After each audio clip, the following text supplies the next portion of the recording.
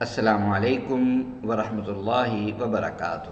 آپ دیکھ رہے ہیں سلسلہ جوامع الکلم، اور اس میں ہم آقا دو جہاں صلی اللہ علیہ وآلہ وسلم کے فرامین پیش کرتے ہیں۔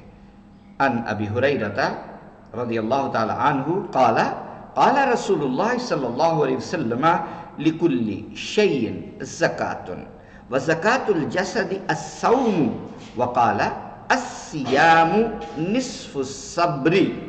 اس کو امام ابن ماجہ نے روایت کیا ہے، امام طبرانی اور امام بہقی نے بھی روایت کیا ہے۔ وفی روایت صلو تنجحو وزکو تفلحو وصومو تصحو وسافرو تغنمو، رواہ الربیع۔ حدیث جو میں نے آپ کو سنائی ہے حضرت ابو ہریرہ رضی اللہ تعالیٰ عنہ سے کہ رسول اللہ صلی اللہ علیہ وسلم نے فرمایا ہر چیز کی زکوٰۃ ہے، اور جسم کی زکوٰۃ روزہ ہے، اور روزہ آدھا صبر ہے۔